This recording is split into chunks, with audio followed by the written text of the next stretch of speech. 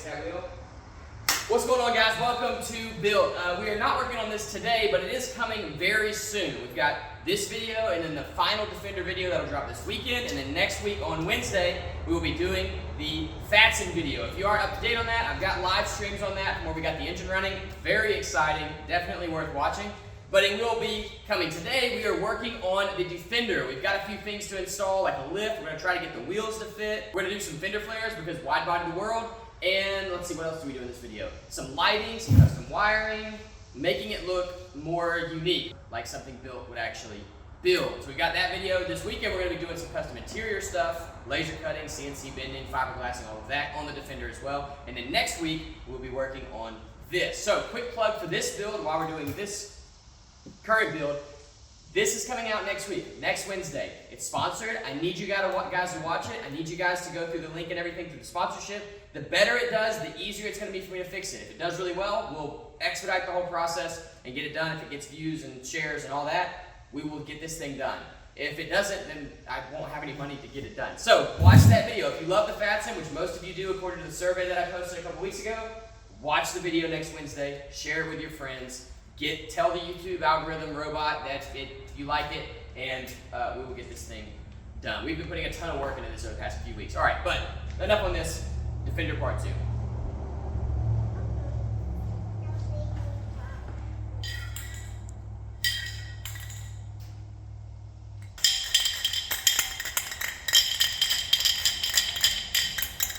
Do you like that?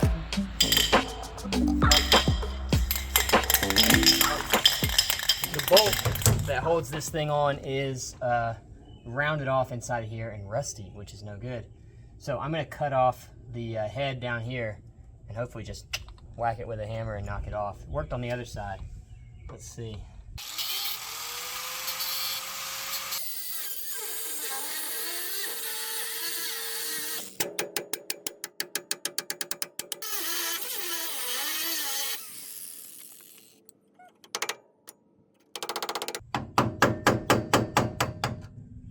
See. Got it. All right, just got a ton of rain, so I went and got a haircut, and now we're back. We're gonna facelift the front. I cut the brackets off of the bottom. That wasn't great, but it worked, and now it looks a lot better up here, and we can actually get to kind of updating some stuff. You can see our LED signals in. Those are all rewired with new plugs, but now our headlights look a little dated. They don't really match because you've got smoked here and then very clear, bright headlights, so I want to put something in there that's going to match a little bit better. Also, these plastic covers just look a little bit cheap, so we're going to upgrade those. We're going to change out our grille style as well while we're in there, and then we'll throw our bumper back on and should kind of modernize the front just a little bit. I think it's going to look really aggressive. Yeah, that's the next step. Let's do it. Should be easy. Should be easy. Knock on wood, pretty easy.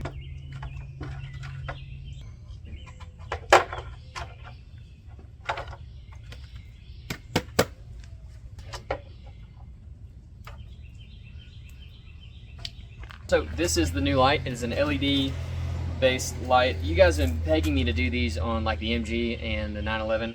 Honestly, I like the way factory lights look on these round headlight cars. So this is real busy to me, but I think it's gonna look good on this thing. So we're gonna try it out and see. I'm guessing this is a DRL, maybe a turn signal. We do have a red wire and a yellow wire along with a little mini harness that I'm guessing is maybe right turn signal, left turn signal. I'm just not sure, and there's no instructions, so we'll see. First thing I'm going to do, though, I think, is just plug it in and see what happens. Okay, let's see. Wow, that is very bright. Okay, my assumption is that this is a switchback. I don't know. There's two signals. All right, so I did a little bit of testing. These are DRLs, and they switch to a turn signal when the signal is given an input, which makes sense. The red light is the DRL, the red wire, and then the yellow wire is the turn signal. So simple enough. All I had to do to figure that out was put power to both of these, see what color they turned and what they did when they both have power. Basically what happens is the red light you know, has power pretty much always that the lights are on or the driving lights are on. And this kind of outside ring illuminates white. And then as soon as the yellow wire gets power, it switches to an amber or a yellow and flashes. As soon as that goes off, it goes back off and then fades into white again. It's actually a really nice kind of, I don't know if it's called an animation or what, but you'll notice I just cut off the spade connectors just because on a build this nice, like I'm not going to use spade connectors. I know people do. MSD does on all their stuff. Holly does on some of the sniper stuff. And so they're obviously okay. But I just think a waterproof connector is better, and I have them. And so since we have the ability to do it, we're just going to do it. So we're going to just put a Deutsch connector on the end of here. These are the same ones I used for, it's not enough. These are the same ones I used for the tail lights. And I love these things. I mean, they're just very, hang on. They're just very positive. I mean, everything about them is good, in my opinion, except for disassembly. They are a little bit difficult after you get them put together to disassemble. Now, there is a reason to why I chose to use these over a different type of connector, and it's really because they're easily recognizable. So if someone does have to replace these lights in the future, they'll be able to look at this. They'll know what kind of connector that is, so they'll know what kind they need to get to make them work. Also, they just look really nice. I mean, when you get the pins in and then put your push lock in, the pins aren't all the way back. Pro tip, on these 2-prong ones, you have to really kind of adjust the pins to get them to go where they're supposed to be. Push them all the way back in there. One's still sticking out a little bit. When they're done, they're waterproof, they look great, they're easily recognizable. Everything about this to me is good. You see I already did the other one over here. So now when we remove this, it's a plug. It's not 2 separate pinned connectors, or sorry, spade connectors, and it just looks so much better. I'm gonna put my lock into this one.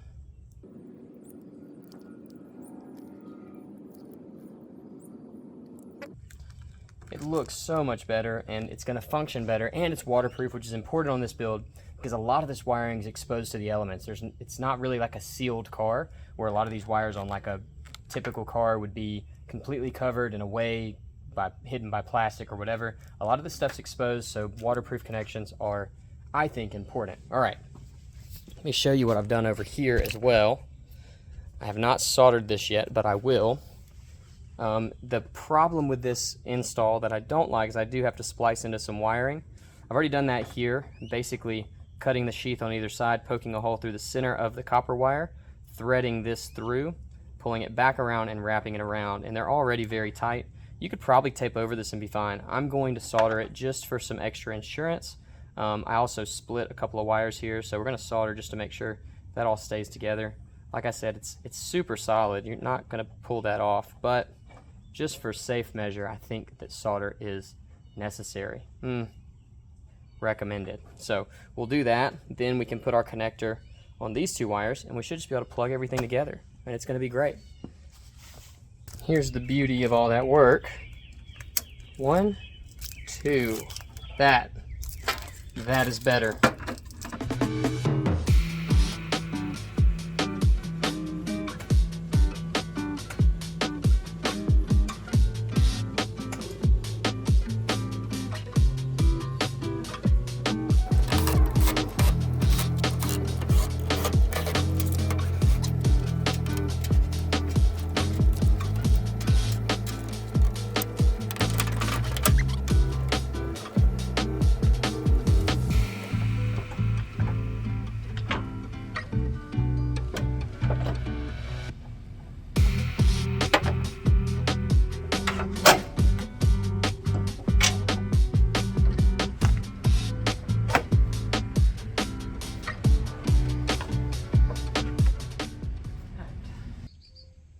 The old wires were just glued into the back of this, basically. I don't think that's factory.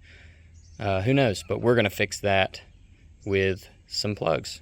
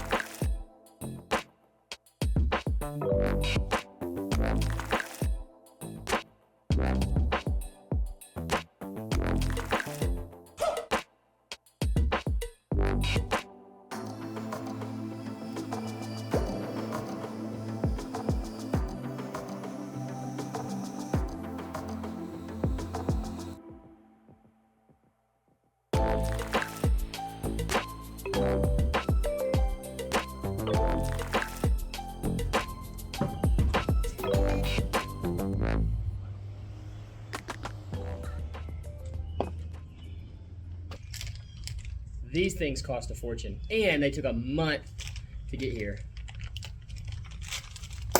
And just drop them real quick.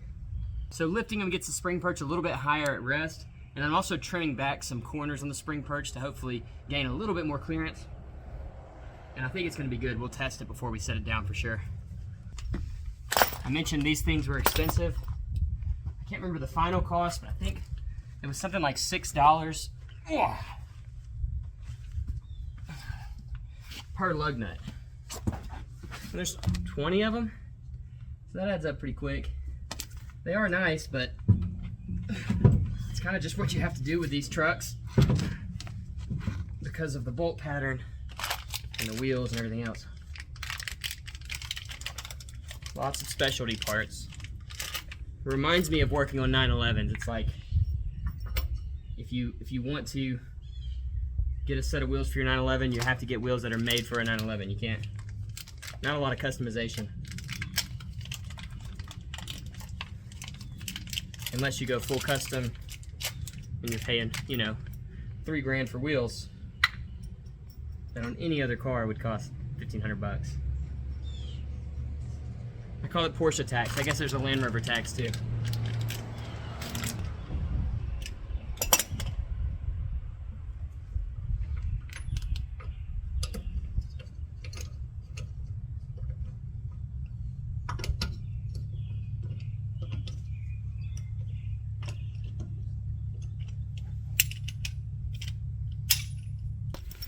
This lug nut's bad. I don't know, something about the threads, when you spin it, instead of spinning straight, it wobbles. So we'll have to order another one of those. That'll take a month, which is great.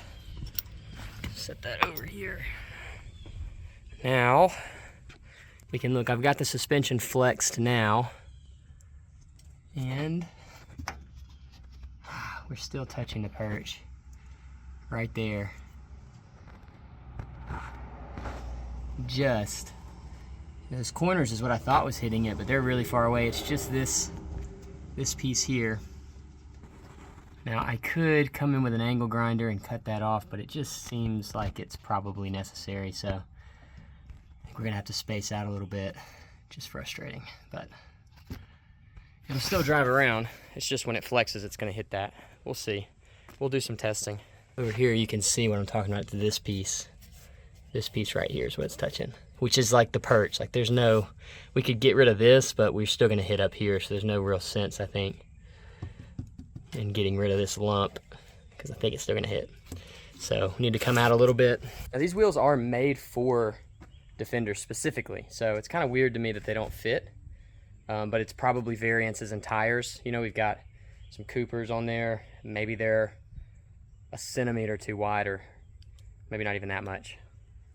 Maybe they're 10 millimeters too wide, and that's what's causing the issue. Tires do vary a lot. We've got these big knobs on the inside, which is probably what's hitting. So anyway, but it will drive around now in most scenarios. The only scenario where we'll have issues is kind of a full lock, which is no big deal. So, all right, the wheels are officially on. That's great. We also were having clearance issues with the exhaust back in here. We're actually going to reroute the exhaust entirely, and we'll show you that later. But for now, we just cut it out. We've got full movement from our wheels, so that's good. Let's put it back on the ground.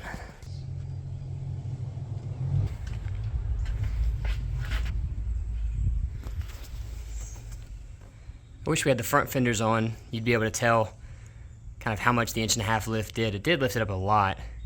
New springs, new shocks won't hurt, but we've got a definite rake downwards. Now the front fenders not being there makes the front look a little bit higher, but we're not sure which fenders we're going to use yet, so I'm going to leave those off. They're kind of a pain to put on. I don't know if this is factory, but the rivets that hold these fenders on typically are like these aluminum ones. And aluminum to aluminum, I'm talking to them, but you can say, hey, Patrick's here visiting. The aluminum to aluminum means that when you remove them, it bends the fender, the actual fender itself. Not good. So I replaced those with some modern plastic ones. There you go. You can see that right there and right there. The fender here is getting replaced with a wider one. You can see we have some poke back there, and so we're going to go wider and we're going to go painted just to clean up the look a little bit. But for the front, we can't just remove the fender because this is actually part of the liner as well. We have this silver liner, and then the rubber liner goes all the way around and hides a lot of our fresh headlight wiring that we just did. Well, I say just did. It was probably 6 months ago now. But that keeps water out of there, and so I don't want to get rid of this. So what I'm going to do is I'm just going to trim this out so we keep our fender liner, but we can get rid of the actual flare itself.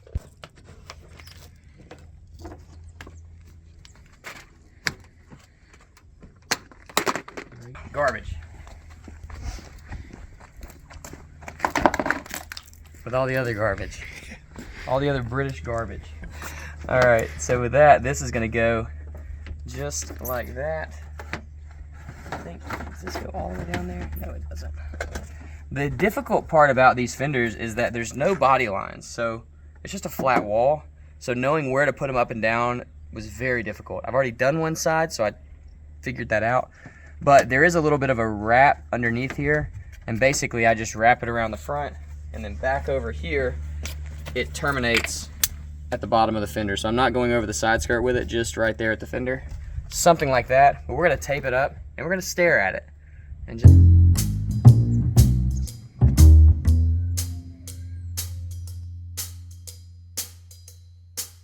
So we are going to throw the wheel on just to make sure this is in the right spot. I thought I'd be able to like measure off the other side, but it's not working. So we'll throw this on and look at it. And just see, these are not the easiest to put on. They're very heavy. All right, let's see. Just gonna have to sit down. Where are the studs? Okay. I have to jack the, there. Just gotta use your head sometimes. Turns out these are not exactly symmetrical, so we had to kind of go with eyeballing it, but I've got it in the right spot. It looks very good compared to the other side. This one we're gonna have to do some trimming up front to make sure they match perfectly, but it's gonna be all right. This is the worst part. This is one of the worst parts. One of the 12 worst parts is that you got to drill holes in these fenders. Now if you're in the UK and you can get these fenders, that's great. Here we can't get these, so if you mess up, it's bad. The first time that I did this job, I used, like, I drilled one hole with a self-tapper and then put the black screws in. The screws that came with this kit, interestingly enough, are just like sheet metal screws. Normally I would use riv nuts, but with this being aluminum, I don't really want to put a steel riv nut into aluminum. I just feel like that's a recipe for disaster. So we're just going to go with what came with the kit. But first, this time, I think what I'm going to do is go ahead and use these self-taps all the way around and then just get it, make sure it's where I want it, and I'll pull one out at a time, put the black screw in, and be done. That's the plan. Just like vinyl, I guess, you want to kind of work out your air bubbles, your wrinkles, and so we'll start here at the beginning in the center and just work my way down, and that's going to push this plastic, because it's flexible, it's going to push it around so that it fits the body real tight.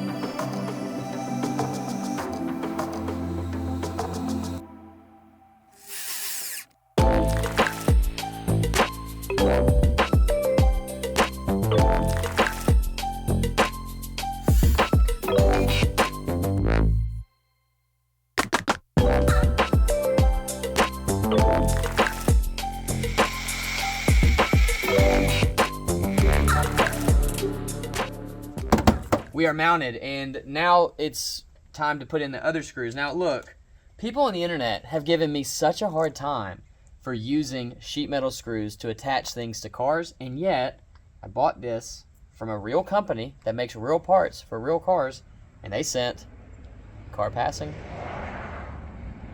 sheet metal screws. Now they are nice sheet metal screws. They're like kind of a black oxide or something, so that's cool. But look, sometimes it's the right tool for the job. So that's what we're gonna do. We're gonna take out all the self-tappers that I put in to make the holes, and we will put in all of the provided sheet metal screws, and then we'll be done with this one, and we'll only have one more to go, which is awesome.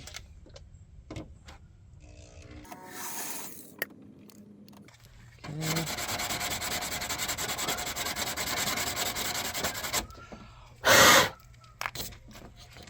All right, now we're gonna step back, and it's gonna be like crooked.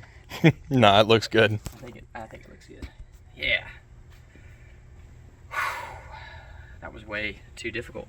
All right, here we go.